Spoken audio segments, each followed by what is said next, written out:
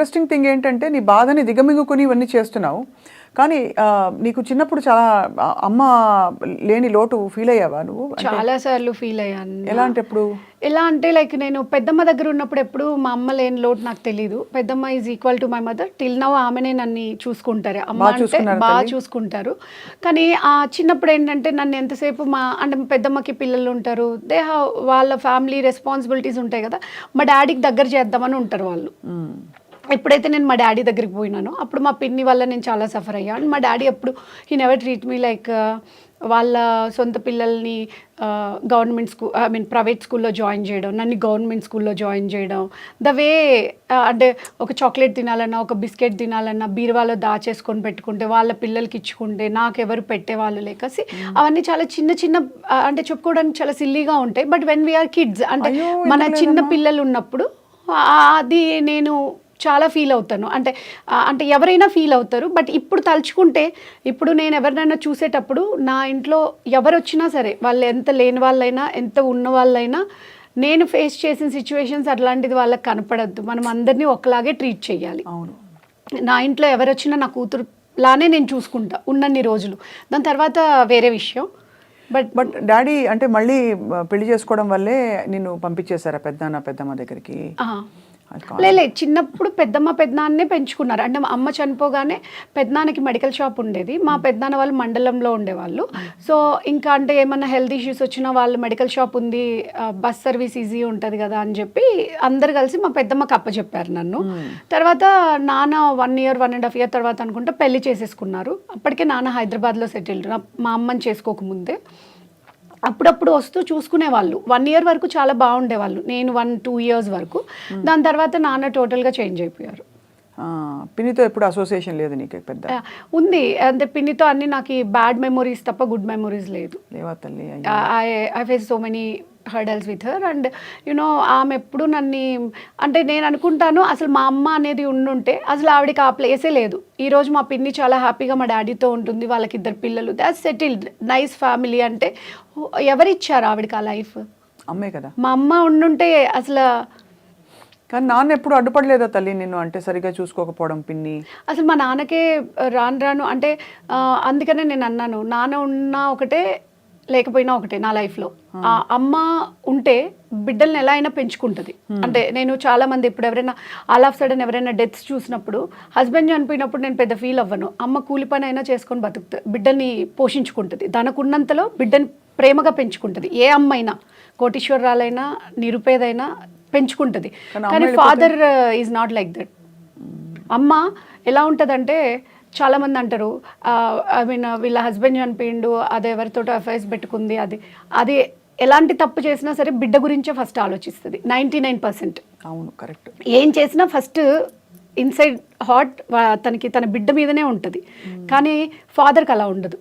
Father కొంతమంది ఫాదర్స్కి ఉంటుంది, కొంతమంది ఫాదర్స్కి ఉండదు. కరెక్ట్ తల్లి. సో మా ఫాదర్ యాక్చువల్లీ నేను నా పాప పుట్టినప్పుడు మా అమ్మ మళ్ళీ పుట్టింది నాన్న అని కాల్ చేశాను. తను రాలేదు చూడ్డానికి. ఇంకా అమ్మ పిన్ని ఎన్ని రోజులు అడ్డుకుంటుంది? తనకి రావాలని మనసు ఉంటే రావచ్చు కదా. He change totally.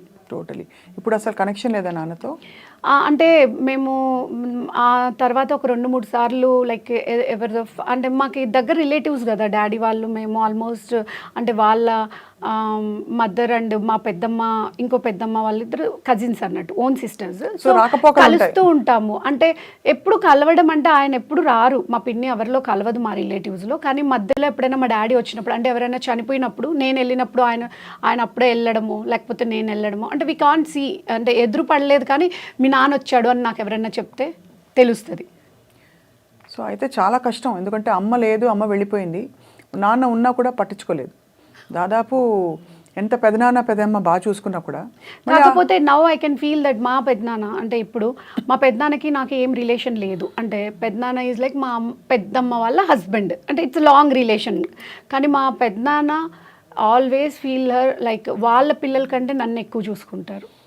మా అక్క ఎంత బాగుండాలని కోరుకుంటాడో నన్ను ఇంకా బాగుండాలని కోరుకుంటాడు. ఎందుకంటే నేను చాలా టెన్షన్స్ పడుతుంటాను, అటు తిరుగుతాను. మా అక్క గవర్నమెంట్ జాబ్, మా అక్క సెక్యూర్గా ఉంటుంది, నేనే సెక్యూర్ లేకపోతే అన్ని ఖర్చు పెట్టేస్తే రేపు పొద్దున్న నేను ఎలా బతుకుతాను అంటే వాళ్ళకంటే, అంటే వాళ్ళు చాలా ఏజ్డ్. మా అమ్మ అందరికంటే చిన్నది, పెద్దమ్మ అందరికంటే పెద్దది. బట్ స్టిల్ మా నాన్న నన్ను మా పెద్దమ్మ కంటే ఎక్కువ ప్రేమగా చూసుకుంటాడు. చాలా గొప్ప విషయం అది. సో అది నేను లైఫ్లో చాలా హ్యాపీగా ఫీల్ అవుతాను. నాకు మా నాన్న ఒక్కరు లేకపోయి ఉండొచ్చు లైఫ్లో, బట్ నాకు చాలా దగ్గర నుంచి నేను ఆ ప్రేమని వెతుక్కుంటున్నాను, తీసుకుంటున్నాను. ఇప్పుడు నువ్వు ఒక్కదానివే ఉన్నావా తల్లి నిహారి అమ్మకి? నేను పుట్టిన వెంటనే అమ్మకి ఫిట్స్ వచ్చి బాలింతలో వస్తాయి కదా, అట్లా డెలివరీ టైంలో చనిపోయారు. ఎప్పుడైనా బాధ కలిగిందా? నేను పుట్టి అంటే చాలామందికి ఇలాంటి ఒక గిల్ట్ వేధిస్తుంది, తెలుస్తుంది. మనం పుట్టంగానే అమ్మ వెళ్ళిపోయిందంటే మనం ఎక్కడో తెలియకుండా సబ్కాన్షియస్గా బాధపడతాం. అయ్యో మనం పుట్టాం కాబట్టి వెళ్ళిపోయింది కదా అమ్మ అని. నాకు కూడా అనిపిస్తుంటుంది, ఎందుకంటే నేను ప్రెగ్నెంట్ డెలివరీ టైంలో అయ్యింది కదా, అసలు నేను పుట్టకపోయి ఉంటే మా అమ్మ బ్రతికేదేమో అనిపిస్తూ ఉంటుంది. But I can feel that, అంటే తన డెస్టినీ అంతవరకే ఉంది. తను నన్ను బయటకు పంపించింది, తను వెళ్ళిపోయింది. We need to accept the truth. But still ఎంత పాజిటివ్గా ఉన్నా సరే ఎప్పుడో ఒకసారి నైట్ 2 3 నిద్రలేని ఎప్పుడైనా ఏదైనా టైర్డ్ అయ్యి లేట్గా ఏదైనా ఎక్కడికైనా వెళ్ళి వచ్చినప్పుడు ఆ టైంలో చాలా గుర్తొస్తుంది. I need to hug and talk with her. అంటే నన్నుగా అంటే నేను ఎవరికి చెప్పుకోలేను కదా, ఎవరి దగ్గర ఉండలేను కదా అన్న ఫీలింగ్ వస్తుంది.